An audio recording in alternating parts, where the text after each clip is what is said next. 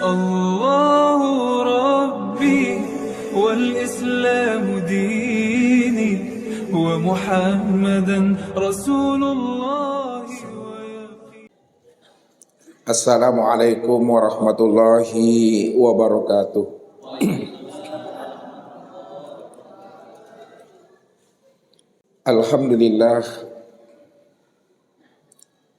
Alhamdulillahilladzi nawwara qulubana binuri ma'rifati wal yakin wa adkhilna ma'al awliya'i was solihin. Wassalatu wassalamu ala sayyidina Muhammadin nabiyyi sayyidil mursalin wa ala alihi wa sahbihi rasulillahi ajma'in. Faqala Allah ta'ala bil Qur'anil Karim,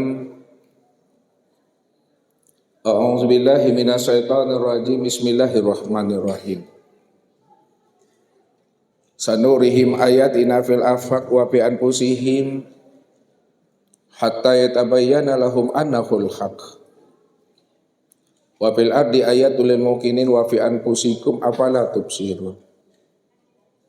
Awalam yatafakkaru fi anfusihim balil insanu ala nafsihi basirah. Sadaqallahul azim. Bapak Ibu, saudara-saudaraku dan anak-anak kami, jamaah Masjid Besar Nurul Huda, Tembilahan Inhil, serta para muhibbin dan para pencari Tuhan, seluruh jamaah Tauhid Rabbani yang dirahmati Allah. Apapun jenis ibadah dan ketaatan yang kita kerjakan, dan apapun amalan yang kita wiridkan, tujuannya hanyalah satu. Bagaimana ibadah dan ketaatan kita serta wiridan yang kita amalkan itu benar-benar sampai kepada Allah, atau wusul liqa dan bermusahadah dengan Rabbnya. Jikalau ibadah dan ketaatan kita serta wiridan yang kita amalkan itu benar-benar sampai kepada Allah Rabbul Izzati, maka jalannya hendaklah kita ini mesti mampu mengenal Allah dengan pengenalan yang sempurna zahir dan batin. Karena dengan pengenalan Allah lah kita, ibadah dan wiridan yang kita kerjakan dan kita tunaikan itu bisa wusul sampai kepada Allah. Makanya baginda Rasul Nabi Muhammad sallallahu alaihi wasallam selalu mengingatkan akan umatnya ini. Apa kata Rasul? La tasihul ibadah ila bima'rifatil ma'bud. Belum sempurna ibadah dan ketaatan yang kita lakukan jikalau kita belum mengenal Allah yang kita sembah atau Allah yang kita ibadati. Maka mengenal Allah itu Bapak Ibu bukan hanya sebatas mengenal namanya. Karena nama Allah, huruf dan lafaz Allah itu tidak akan pernah bisa sampai kepada Allah. Yang bisa menghantarkan ibadah dan diri kita sampai kepada Allah adalah dengan pengenalan dirinya secara sempurna zahir dan batin. Maka disinilah Rasulullah Sallallahu Alaihi Wasallam selalu menjelaskan kepada kita ini, man abdal asma dunal makna bahwa kafir. Siapa yang menyembah lafaz Allah, bertuhan kepada tulisan Allah dan huruf Allah, lalu dia tidak bertuhan dan tidak mengenal diri yang punya nama Allah, maka itu adalah sesuatu kekafiran. Bagaimana mungkin hati dan ruhaninya hadir dan ingat akan Allah jikalau mereka itu belum mengenal Allah yang dia ibadati itu. Makanya mengenal Allah itu jangan sebatas mengenal namanya saja, akan tetapi kita wajib mengenal diri yang punya nama. Kenapa Bapak Ibu? Karena dijelaskan al-ismu wal musamma wahid. Nama dengan diri yang punya nama itu esa. Tidak pernah berpisah cerai dirinya dengan namanya. Tidak pernah berpisah cerai namanya dengan dirinya. Apapun yang disebut, apapun yang kita utarakan, mesti jelas wujud dan orangnya. Kalau kita mengatakan namanya mik Bapak Ibu, maka jelas orangnya, inilah mik itu. Jikalau disebut namanya air mineral, ini orangnya, ini wujudnya. Disebut namanya meja, ini wujudnya dan ini orangnya. Ketika kita mengatakan Allahu Akbar, mana wujudnya dan mana orangnya. Makanya pengenalan kita ini kepada Allah betul-betul pengenalan yang sempurna. Zohir dan batin. Maka siapa yang tidak mengenal Allah dengan pengenalan yang sempurna, hanya sebatas mengenal nama dan huruf. Lalu itu pula yang dia bayangkan. Itu yang dia hadirkan di dalam pikiran dan hatinya. Lalu dia mengira dan menyangka huruf Allah dan tulisan Allah itu adalah Rabb. Itu yang dia bayangkan di dalam hati dan pikirannya. Maka itu adalah sesuatu kekafiran. Itu artinya dia telah menjadikan asma Allah, lafzul jalalah, menjadi berhala di dalam pikiran dan hatinya ini. Inilah yang Allah ingatkan kepada kita. Wa minan nasi may ya'budullaha ala harfin. Ada sebahagian dari hambaku, kata Allah. Dia mengaku bertuhan kepada aku, mengaku dia menyembah kepada aku, mengaku dia ingat kepada aku. Tapi sayang, kata Allah, yang disembahnya, yang diingatnya bukanlah diriku. Akan tetapi yang disembah dan diingatnya adalah huruf Allah dan lafaz Allah. Inilah sebenarnya yang dikatakan Allah adalah orang yang sesat. Yang disebut oleh Allah sebagai orang yang buta hakiki. Apa kata Allah dalam surah Bani Israel ayat 72? Wa man kana fi hazil aqma fa huwa fil akhirati aqma wa adalun sabila. Barang siapa yang buta di dunia, pasti dia buta di akhirat. Wa adallun sabilah, dan dialah orang yang tersesat. Orang yang tersesat itu tentu tempatnya di neraka, Bapak Ibu. Kalau Allah menjelaskan orang yang buta itu tempatnya di neraka, lalu buta yang bagaimana yang Allah maksudkan dalam surah Bani Israel ayat 72 ini? Apakah buta mata zohir yang ada di kepala ini atau buta mata hati yang ada di dalam dada? Ini yang Allah jelaskan dalam surah Al-Hajj ayat 46. Fa innaha la takmal absar walakin takmal qulub allati fis sudur. Sesungguhnya yang aku katakan buta itu, kata Allah, bukanlah buta mata zohirmu yang ada di kepalamu, akan tetapi butanya mata hatimu yang ada di dalam dada. Orang yang buta mata hatinya di dalam dada, itulah sebenarnya orang yang tersesat, tempatnya di neraka. Kalau Allah menjelaskan orang yang buta mata hatinya itulah orang yang tersesat dan tempatnya di neraka. Lalu buta mata hati yang dimaksudkan oleh Allah, tempatnya di neraka itu buta yang bagaimana maksudnya, Bapak Ibu? Buta hati yang bagaimana yang dimaksudkan Allah di dalam surah Al-Hajj 46 ini? Tentunya buta mengenal akan Rabb-nya. Siapa yang tidak mengenal Allah di waktu hidupnya, dia tidak akan pernah mengenal Allah di waktu matinya. Siapa yang tidak mengenal Allah di dunia ini, maka di akhirat pun dia juga tidak akan pernah mengenal Allah. Siapa yang tidak mengenal Allah yang wujud dan nyata pada dirinya, pasti dia tidak akan pernah mengenal Allah yang wujud dan nyata di luar dirinya. Itulah sebenar-benarnya orang yang buta, tempatnya di neraka. Kalau Allah sudah mengatakan orang yang tidak mengenal akan diriku adalah orang buta dan tempatnya di neraka, lalu bagaimana ibadah dan ketaatan yang dia kerjakan selama ini? Apa kata Allah? Wa hum yahsabuna annahum yuhsinuna sun'a. Mereka mengira dan menyangka bahwa mereka telah melakukan amal yang terbaik di hadapan Tuhannya.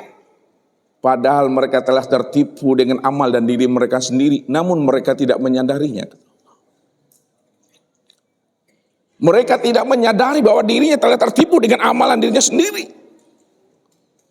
Mereka mengira dan menyangka telah mengumpulkan ibadah yang terbaik di hadapan Tuhannya. Padahal mereka telah tertipu dengan amal dan diri mereka sendiri.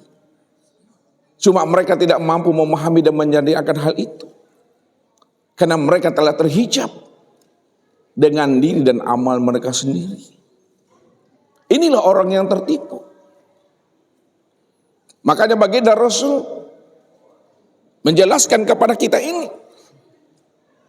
Apa kata beliau kepada umat ini? Sayati zamanun ala ummati yusalluna wala yusallun. Akan datang suatu saat, suatu masa dan suatu zaman nanti setelah aku, di mana umatku banyak mendirikan ibadah sholat, tapi mereka sebenarnya belum melakukan ibadah sholat. Kalaupun mereka melakukan ibadah sholat, sholat yang mereka kerjakan itu adalah sholat ritual saja, sholat rutinitas. Tapi mereka tidak mengingat Rabbnya. Inilah sholat batang tubuh Bapak Ibu. Maka pantas Rasul jelaskan kepada kita. Kamin qa'imin hazimin sholat di at-tabu wan nasab. Berapa banyak nanti umatku mendirikan ibadah sholat, tapi dia tidak mendapatkan apa-apa dari ibadah sholatnya, melainkan rasa capek, lelah dan panesnya Bapak Ibu. Alagai badan ini kena beribadah. Kalau usang badan ini karena beribadah. Tapi karena kita tidak mengenal Allah yang kita ibadati. Kita tidak mengenal Allah yang kita sembah dan kita ingat.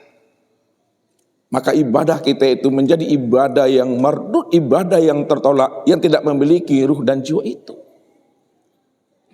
Maka ini yang dijelaskan oleh baginda Rasul kepada kita. Yang kita ambil hikmah dan iktibarnya. Apa kata Rasul Bapak Ibu? Ada dua orang di antara umatku. Dia sama-sama mendirikan ibadah sholat.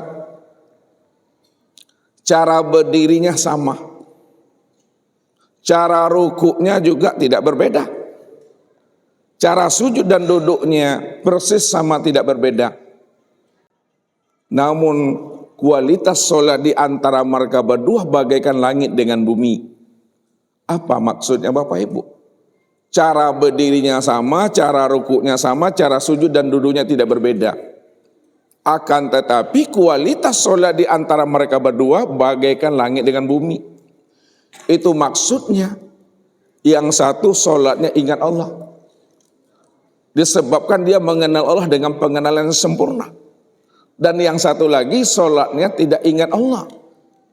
Dia tidak makrifat kepada Allah, hanya sebatas mengenal nama.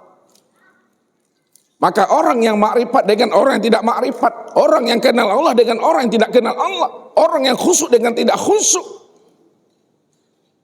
Salat yang mereka dirikan itu bagaikan langit dengan bumi, tidak pernah bertemu Bapak Ibu.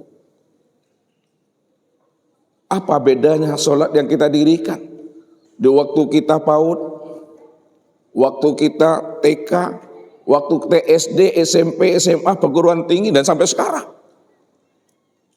Berdirinya sama, rukuknya sama, sujudnya sama, duduknya sama, enggak berbeda. Akan tetapi yang membedakan itu Bapak Ibu, bukanlah dari bentuk perbuatan sholat. Perbuatan sholat ini tidak akan pernah berubah-ubah dan berganti-ganti. Maka inilah yang dijelaskan oleh ulama syara, ulama fikih. Yang dikatakan sholat itu adalah aqwalun wa af'alun muftatahatun bitakbiri wa mukhtatamatun bitaslim. Sholat itu adalah beberapa ucapan dan perbuatan yang diawali dengan takbiratul ihram dan diakhiri dengan salam. Itu tidak akan pernah berubah. Mulai dari kita TK sampai sekarang nggak berubah. Tapi kalau berubah Bapak Ibu, yang berubah itu adalah pengenalan dirinya terhadap Allah. Pengenalan dirinya terhadap Tuhannya. Dahulu kita sholat tidak mengenal Allah. Kalaupun kita mengenal Allah hanya sebatas mengenal nama. Sekarang kita sholat, mestinya kita telah mengenal, telah bermusyahadah, telah berjumpa dan bersua dengan Allah yang kita ibadati itu. Barulah sholat kita itu ada ruh dan jiwanya. Sholat yang telah ada ruhnya, sholat yang telah ada jiwanya, itulah sholat yang hidup. Sehingga ruhani dan hati kita ini akan muncul satu kerinduan bermanja-manja dengan Rabb-Nya. Disitulah hubungan kita dengan Allah, jauh yang tiada berantara, dekat yang tiada bersentuhan. Maka jangan dikatakan Allah tuh jauh di langit, di aras dan langit yang ketujuh. Maka pernah baginda Rasul Nabi Muhammad sallallahu alaihi wasallam ditanya oleh sahabatnya, "Ya Rasulullah, apakah Allah tuh jauh ya Rasulullah? Atau apakah Allah itu dekat ya Rasul?" Rasul tidak mau memberikan jawaban mandai-mandai Bapak Ibu. Ya. Karena Nabi itu telah diutarakan oleh Allah tentang rasa dirinya. Wa ma yantiqu anil hawa in huwa illa wahyu yuha. Tidaklah Nabi itu bercakap, berbicara, memberikan jawaban, berbuat dan bersikap menurut nafsu dan egonya. Akan tetapi Nabi itu berkata, berbuat, menjawab dan bersikap berdasarkan wahyu yang diwahyukan Allah kepada dirinya. Maka ketika itulah Nabi menunggu turunnya firman Allah. Maka ketika itulah Allah memberi jawaban kepada baginda Rasul terhadap pertanyaan sahabat kepada dirinya, apakah Allah itu jauh atau Allah itu dekat? Maka apa kata Allah kepada Rasul? Wa iza sa'alaka ibadi anni fa inni qarib. Hai Muhammad, apabila ada hambaku dan umatmu, hai Muhammad, bertanya dia tentang diriku, apakah aku ini jauh di arah sana atau apakah aku dekat? Maka berikan jawabannya ya Muhammad, fa inni qarib. Katakan hai Muhammad kepada mereka yang bertanya itu bahwa sesungguhnya aku ini adalah dekat. Begitu Allah menjelaskan akan kehadiran dan kedekatan dirinya. Jauh yang tiada berantara, dekat yang tiada bersentuhan. Kalau memang Allah itu dekat ya Rasul, lalu dekat yang bagaimana Allah itu ya Rasulullah? Maka dijelaskan oleh Allah, wa nahnu aqrabu ilaihi min hablil warid. Kami ini lebih dekat dengan dirinya dibandingkan dekatnya urat nadinya itu pada tengkuk batang lehernya. Maksudnya Bapak Ibu, kalaulah urat nadi kita ini dekat pada tengkuk batang leher kita, maka Allah itu lebih dekat lagi dengan diri Bapak Ibu ini dibandingkan dekatnya urat nadi itu pada tengkuk batang leher ini. Jikalaulah mata hitam dan mata putih ini dekat pada mata kita, maka Allah itu lebih dekat lagi dengan diri Bapak Ibu dibandingkan dekatnya mata hitam dan mata putih ini.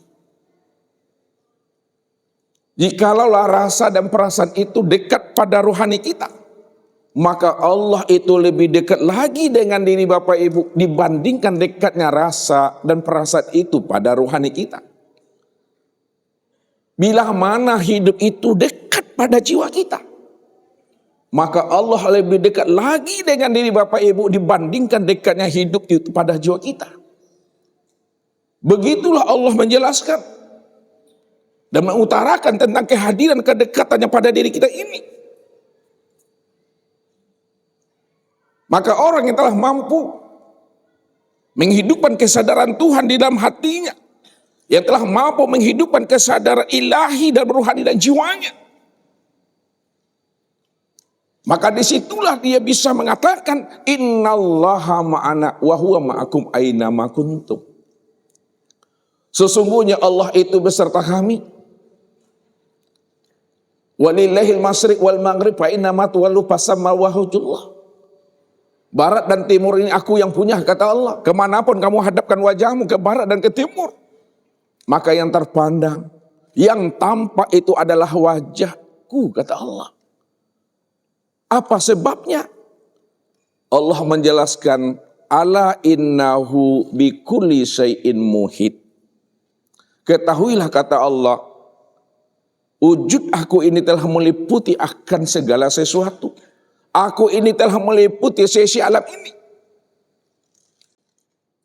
Kalaulah wujud Allah itu telah meliputi sisi alam, itu artinya Kemanapun kita hadapkan wajah kita, ke barat dan ke timur, utara dan selatan, ke depan, ke belakang, kiri dan kanan, atas dan bawah, luar dan dalam, yang terpandang itu adalah aku, kata Allah. Karena aku yang wujud semata-mata. Tidak ada wujud yang lain selain daripada diriku. Kalau tidak ada wujud yang lain selain pada diriku, itu artinya apa? Wa huwa ma'akum aina ma kuntum. Aku tetap hadir beserta dirimu di mana saja kamu berada. Di mana adanya kamu, di situlah nyatanya aku, kata Allah.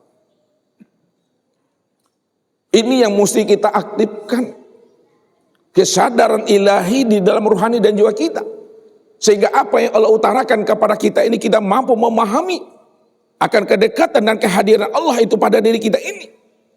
Ma yakunu min najwa salasatin illa huwa rabi'uhum wala khamsatin illa huwa sadisuhum wala adna min zalika wala aksara illa huwa ma'ahum. Tidaklah di antara kalian yang bertiga saling berbisik-bisik, saling merahasiakan satu dengan yang lainnya, kata Allah. Ingat, yang keempatnya itu adalah aku. Dan tidak ada di antara kalian yang berlima saling berbisik-bisik dan saling merahasiakan satu dengan yang lainnya. Sadari, kata Allah, yang keenamnya itu adalah aku. Tidak ada di antara kalian yang berkumpul-kumpul, yang berkelompok-kelompok, yang berjamaah, baik jumlahnya sedikit maupun jumlahnya banyak. Sadari, kata Allah, aku tetap hadir beserta dirimu di mana saja kamu berada. Begitu Allah mengutarakannya.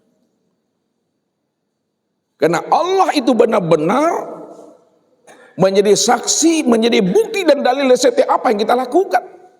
Innani ma'akum ma'asma' wa ara wa la ta'maluna min amalin illa kunna 'alaikum syuhuda. Aku ini adalah zat yang senantiasa asma'. Aku maha mendengar apa yang terbetik dalam hatimu dan apa yang tersirat dalam rahasia hakikat dirimu. Aku maha mendengar, kata Allah. Ya'lamu ma fi qulubikum. Karena akulah yang menjadi rahasia dirimu. Wa ara. Dan aku adalah zat yang senantiasa maha melihat dari setiap aktivitas dan perbuatan yang kamu lakukan, kata Allah. Tidak ada sebesar zarah pun aktivitas kita, perbuatan yang kita lakukan dalam hidup ini. Mulai sejak kita bangun pagi di waktu subuh hingga kita kembali tidur waktu tengah malam nantinya. Akulah yang menjadi dalil, kata Allah. Aku yang menjadi saksi dan bukti dari setiap apa yang kamu lakukan. Apakah kita ini mampu setiap harinya untuk selalu istiqomah berjalan lurus di atas jalan hidayah dan petunjuknya? Atau kita berjalan di atas jalan dosa dan maksiat? Wa kafa billahi syahida. Ingat, kata Allah, aku tetap menjadi saksi dari apa yang kamu lakukan. Maka orang yang sudah terinstall, yang telah aktif kesadaran Tuhan dalam dirinya ini, insya Allah Bapak Ibu, inilah yang membuat hidup kita bisa selalu istiqomah, berjalan lurus di atas jalan hidayah dan petunjuknya. Maka terjagalah kefitrahan pandangan mata ini. Terjagalah akal lisan kita. Terjaga pendengaran kita. Terjagalah pikiran kita. Terjagalah tangan dan kaki kita ini. Semua aktivitas yang diperbuat oleh anggota tubuh ini akan terjaga kesuciannya. Karena dia mampu merasakan akan kehadiran Allah itu menjadi saksi dari apa yang diperbuatnya. Malu ia Bapak Ibu. Takut ia. Kalau ia berbuat dosa dan salah. Walaupun terucap di dalam kalam batin. Namun karena Allah maha melihat. Allah maha mendengar apa yang terbetik menjadi rahasia diri kita. Karena Allah maha mendengar dan maha tahu. Disitulah dia takut. Inilah yang membuat kita mampu menjagakan kefitratan dan kesucian diri kita ini. Sampai habisnya usia umur kita meninggalkan alam dunia dan alam syahadat ini. Ini pesan kita kepada kita. Apa kata Allah? Walaqad ji'tumuna furada kama khalaqnakum awwala marrah. Kamu pasti akan datang menemui kami masing-masing. Sendiri-sendiri dan surang-surang. Tapi ingat, kata Allah, siapa yang lebih dahulu datang menemui kami masing-masing dan sendiri-sendiri atau surang-surang, kama khalaqnakum awwala marrah, maka hendaklah kamu datang dan kembali kepada aku sebagaimana awal mula pertama kali aku menciptakan dirimu, kata Allah. Awal mula pertama kali ini dijadikan Allah adalah fitrah. Awal mula pertama kali kita diciptakan Allah adalah suci. Kalaulah awal mula pertama kali kita dijadikan Allah adalah fitrah dan suci, itu artinya ketika pulang dan kembali kepada Allah, mesti pula dengan diri yang suci dan fitrah, Bapak Ibu. Karena Allah itu adalah diri yang maha suci. Allah itu adalah diri yang maha fitrah. Maka orang yang kembali kepada Allah, diri yang maha fitrah dan diri yang maha suci itu mesti dengan diri yang suci dan fitrah pula. Lalu bagaimana supaya diri ini tetap suci dan fitrah dia? Disinilah wajibnya kita mengenal Allah dengan pengenalan sempurna. Supaya kita tidak dikatakan Allah sebagai orang yang sesat. Sebab kalau Allah sudah mengatakan kita sesat, Bapak Ibu, siapa yang akan bisa memberi hidayah dan petunjuk lagi? Memangnya ada yang bisa memberi hidayah dan petunjuk selain pada Allah? Enggak bisa, Bapak Ibu. Karena Allah itulah sebenarnya sebagai waliyan mursida. Apa kata Allah? Faman yahdillahu fahuwal muhtadi wa may yudlil falan tajida lahu waliyan mursida. Barang siapa yang aku beri hidayah dan petunjuk, aku bimbing dan aku tuntun dirinya, kata Allah, maka dialah orang yang beruntung. Dialah termasuk orang yang aku pilih, yang akan aku angkat dirinya menjadi wali dan kekasih aku. Wa may yudlil falan tajida lahu waliyan mursida. Barang siapa tidak aku beri hidayah, tidak aku beri dia petunjuk, kata Allah, aku sesatkan dirinya. Maka kemanapun dia pergi, minta hidayah dan minta petunjuk, tidak ada satupun manusia yang mampu memberikan hidayah petunjuk kepada dirinya kalau dirinya itu telah aku sesatkan, kata Allah. Walaupun dia datang kepada seorang waliyan mursida, karena waliyan mursida itu tiada lain adalah aku, kata Allah. Allah lah yang menjelaskan dirinya. Wali mursyid itu Allah waliyul mu'minin, Allah waliyul muttaqin, Allah waliyul muhsinin. Akulah walinya orang-orang yang beriman. Akulah walinya orang-orang yang bertakwa. Akulah walinya orang-orang yang berbuat ihsan. Kalau aku adalah wali bagi orang-orang yang beriman dan bertakwa serta orang-orang yang berbuat baik, yukhrijuhum minaz zulumati ilan nur, maka itu hak aku, kata Allah. Itu adalah hak bagi aku untuk mencabut dan mengeluarkan kegelapan dan kekafiran yang ada di dalam dadanya. Kalau ada kegelapan di dalam hati kita, Allah yang cabut kegelapan itu.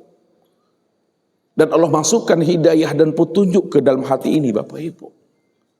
Bukti hati kita mendapatkan hidayah, bukti hati kita telah mendapatkan pancaran cahaya nur ilahi di dalam dada ini, bisa dilihat, Bapak Ibu, bisa diukur. Apabila hati kita ini telah mendapatkan cahaya ilahi, hati ini telah mendapatkan petunjuk, hati ini selalu memerintahkan lisan kalau bicaranya yang baik. Kalau hati telah mendapatkan hidayah petunjuk, hati akan selalu menyuruh mata selalu memandang kepada yang baik.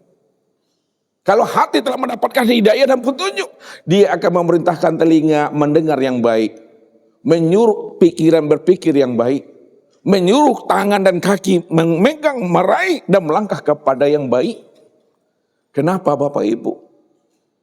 Karena tubuh ini dia akan berimam kepada hati, hati berimam kepada Allah. Allah berdiri dengan sendirinya. Makanya Allah katakan, wa may yu'min billahi yahdi qalbahu yahdillahu linuri may yasha. Barang siapa yang hatinya benar-benar telah jinak kepada aku, hatinya tidak lagi dipermainkan oleh dunia dan nafsunya, hatinya tidak lagi dirantai dan ditawan oleh akal pikirnya serta nafsunya, maka ketika itulah hatinya selalu hadir, rindu dan bermanja-manja dengan aku. Kalau hati telah hadir kepada Allah, ruhani telah bermanja-manja dengan Rabb-Nya, itu tandanya, Bapak Ibu, kita ini telah diberi oleh Allah hidayah dan petunjuk Yahdillahu linurihi may yasha, kata Allah. Aku berikan petunjuk itu ke dalam dadanya. Tapi hati yang tidak mendapat hidayah dan petunjuk, hati yang tidak ada cahaya nur ilahi di dalam dadanya, Bapak Ibu, hati ini juga akan selalu memerintahkan mulut kalau ngomong yang tak baik. Hati yang tidak mendapatkan petunjuk, dia akan menyuruh mata mandang yang tidak baik, menyuruh pikiran berpikir yang tidak baik, menyuruh telinga mendengar yang tidak baik, menyuruh kaki ini melangkah yang tidak baik. Itulah hati yang tidak mendapatkan hidayah dan petunjuk, Bapak Ibu. Inilah orang yang tertipu dengan nafsunya. Kalau kita sudah tertipu dengan nafsu kita, maka hilang malu, Bapak Ibu, hilang tarati. Karena tidak mampu kita ini merasakan akan kedekatan dan kehadiran Allah bagi diri kita ini. Karena Allah sudah menjadi saksi dan bukti bagi diri kita.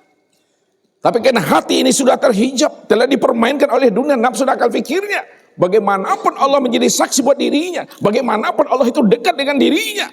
Hati yang telah terhijab, hati yang telah tertawan oleh dunia dan nafsunya, dia tidak akan pernah mampu merasakan kehadiran dan kedekatan Allah itu beserta dirinya ini.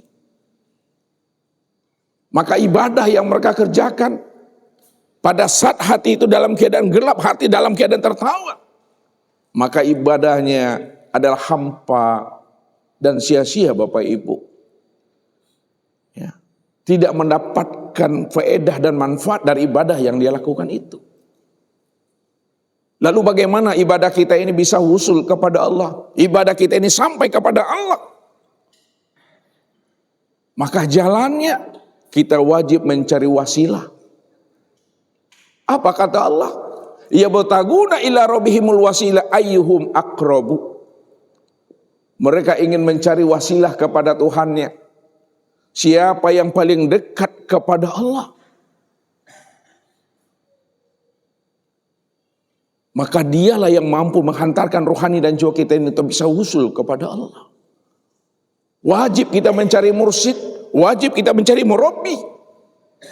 Mursyid dan murabbi kita itu ada kapasitasnya sebagai al-ulama warasatul anbiya. Dia adalah pewaris Nabi. Dialah yang mampu menghantarkan rohani dan jiwa kita untuk bisa usul kepada Allah. Makanya Rasul katakan kepada kita, kun ma'allah. Fa illam takun ma'allah fakun ma'aman kana ma'allah fa innahu yusiluka ilallah. Hendaklah kamu selalu beserta Allah. Kalau kita belum mampu batin dan rohani kita bersama Allah, belum mampu hidup kita ini selalu bersama Allah, bagaimana cara bersama Allah itu? Belum dapat kita ilmunya, belum dapat kita pahamnya. Karena hati masih dalam keadaan buta dan zulumat. Fakun ma'aman kana ma'allah. Maka hendaklah kamu beserta orang-orang yang telah bersama Allah. Itu maksudnya, carilah guru, carilah mursyid, carilah pembimbing. Yang mana guru, pembimbing dan mursyid itu? Hati dan rohani yang telah mampu bersama Allah. Kalaulah seorang guru, seorang mursyid rohani, yang mana rohani dan jiwanya telah mampu bersama Allah, maka raih ilmunya, sau ilmunya, berguru kepada dirinya, belajar kepada dirinya. Ketika kita meraih ilmunya, kita belajar kepada dirinya, insya Allah fa innahu yusulika ilallah, maka dia pasti menghantarkan rohani dan jiwamu untuk bisa wusul, berliku dan bermusahadah dengan Rabbmu. Maka malam ini Bapak Ibu, kita akan mencoba memahami dan membuka rahasia bagaimana supaya ibadah dan ketaatan kita bisa sampai kepada Allah. Andai kata rohani dan jiwa kita ini telah terbuka tabir mengenal siapa diri kita ini dan siapa Rabb kita. Mudah-mudahan ibadah yang kita lakukan itu Bapak Ibu, ibadah yang rindu, ibadah yang bermanja-manja, ibadah yang senantiasa ada ruh dan jiwanya. Maka untuk paham dan lebih jelasnya Bapak Ibu, untuk mengenal Allah itu dengan pengenalan yang sempurna, maka tunggulah pesan-pesan berikut ini.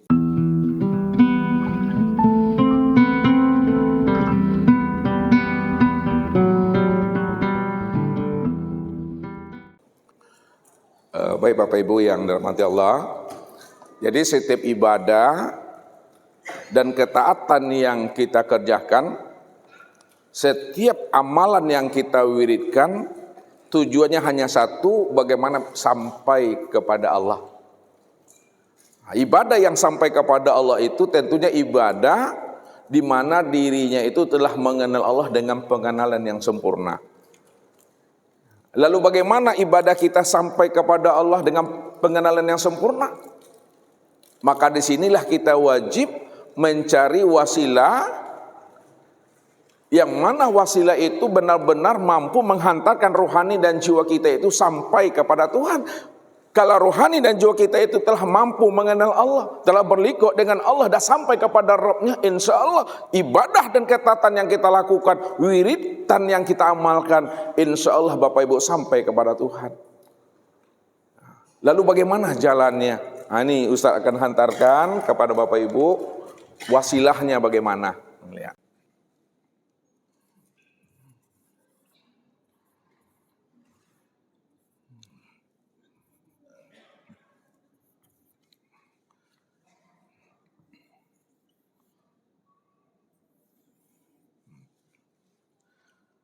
Jadi untuk bisa kita kenal Allah, wasilahnya itu kenalilah Muhammad. Ya.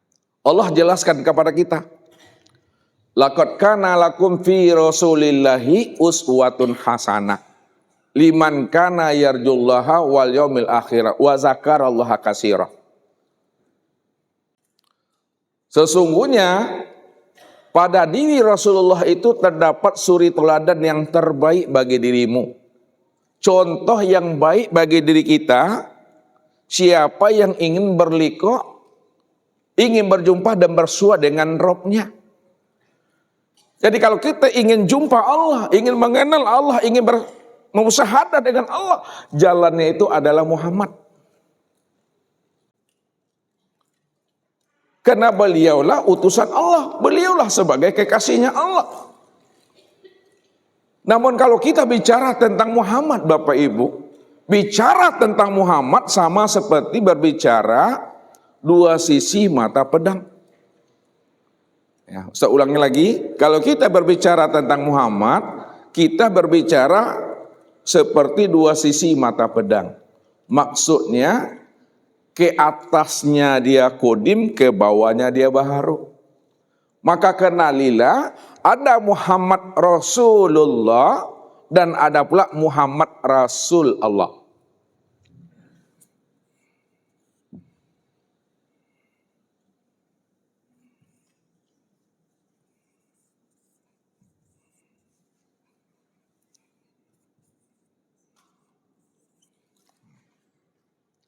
Muhammad Rasul Allah, Muhammad Rasulullah. Ya. Kalau kita bicara tentang Muhammad Rasul Allah, itu yang Ustaz maksud adalah Muhammad yang hakiki. Muhammad yang hakiki maksudnya ini. Kalau kita bicara Muhammad Rasulullah, itu adalah Muhammad yang majazi. Mana yang dikatakan Muhammad yang hakiki? Muhammad yang hakiki itu, ini maksudnya adalah Nur Muhammad. Maksudnya ini adalah Nur Muhammad.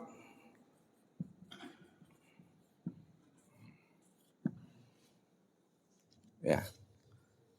Siapa Nur Muhammad itu? Apa kata Allah? Khalaqtuka li ajli wa khalaqal alam li ajlika. Aku jadikan engkau hai Nur Muhammad untuk melihat dan menyatakan akan diriku, dan aku jadikan alam ini itu karena dirimu. Jadi Muhammad Rasul Allah atau Nur Muhammad ini yang disebut namanya tajalli untuk memandang nyatanya akan wujud diri Allah itu. Itu artinya Bapak Ibu. Kalaulah Nur Muhammad itu adalah tajalli untuk memandang nyatanya akan wujud diri Allah, Maka disitulah Allah menjelaskan wajah alulahu min ibadihi juz'an, bahwa sesungguhnya Nur Muhammad itu bagian daripada diriku, kata Allah. Nur Muhammad inilah yang dikatakan bagian daripada dirinya. Apa maksudnya Nur Muhammad itu bagian daripada dirinya? Bahagian daripada dirinya itu sebenarnya untuk melihat dan menyaksikan nyatanya akan diri Allah itu. Kalau kita ibaratkan Bapak Ibu, ya, bahwa Nur Muhammad itu satu tetes saja dari sebuah lautan. Nah, kita lihat. Ini usah antarkan dulu. Ini lautan Bapak Ibu. Ya. Nur Muhammad itu satu tetes daripada lautan itu. Ini maksudnya, kalau kita ingin tahu asinnya air laut, perlukah Bapak Ibu menghabiskan keseluruhan air laut itu supaya kita tahu bahwa air laut itu adalah asin? Perlu Bapak Ibu? Tidak perlu. Diminum pun tidak akan sanggup kita menghabiskannya. Itu tuh. Lalu bagaimana caranya supaya kita tahu bahwa air laut itu keseluruhannya adalah asin? Cukup kita ambil satu tetes air laut itu, letakkan di lidah kita ini. Ketika satu tetes air laut sudah diletakkan di lidah kita, disitulah kita paham dan mengerti rupanya satu tetes air laut yang kita letakkan di lidah itu rasanya adalah asin. Kalaulah air laut itu rasanya asin yang ada di lidah kita, disitulah kita paham dan mengerti rupanya air laut itu adalah asin rupanya. Itu maksudnya. Kalaulah Allah itu lautan, kalau lautan kan masih ada batasannya. Sekarang Allah sebagai lautannya, nggak ada batasannya. Kalau Allah itu ada lautan, maka Nur Muhammad itu satu tetes daripada lautan itu, bagian daripada diri Allah itu semata-mata. Sama Ustadz katakan tadi, satu tetes air laut yang kita letakkan di lidah kita ini, itu adalah bahagian daripada air laut itu. Kalau satu tetes air laut yang kita letakkan di lidah ini bahagian daripada air laut, maka sesungguhnya satu tetes air laut yang kita letakkan di lidah itu tiada lain adalah air laut itu sendiri. Inilah yang dimaksud bahwa Nur Muhammad itu bahagian daripada diri Tuhan itu. Inilah tajalli, inilah kenyataan untuk melihat nyatanya akan diri Allah itu. Maka disitulah sahabat bertanya kepada Rasulullah, mata kunta nabiyan ya Rasulullah, kapan engkau menjadi nabi ya Rasulullah? Ini dari sisi hakikat Bapak Ibu. Apa jawaban beliau? Kuntu nabiyan wa Adam baina ruh wal jasad. Aku sudah lebih dahulu menjadi nabi, sementara Adam baru antara ruh dengan jasad. Aku sudah menjadi nabi. Itu maksudnya nurnya itu lebih dahulu sebelum jasadnya. Makanya dikatakan beliau, ja'alani fatihan wa khatiman li zuhurin nubuwah. Allah jadikan diriku ini sebagai pembuka dan sebagai penutup. Itu maksudnya Allah jadikan dirinya itu sebagai pembuka, bahwa adanya alam ini itu ada karena Nur Muhammad. Itu pembukanya. Sementara jasadnya adalah terakhir. Itu artinya Bapak Ibu, ruhnya Nabi Muhammad itu lebih tua, lebih dahulu daripada Adam. Dan jasadnya lebih mudah daripada Nabi dan Rasul. Ini berbicara kita tentang Nur Muhammad Bapak Ibu. الله ربي والإسلام ديني ومحمدا رسول الله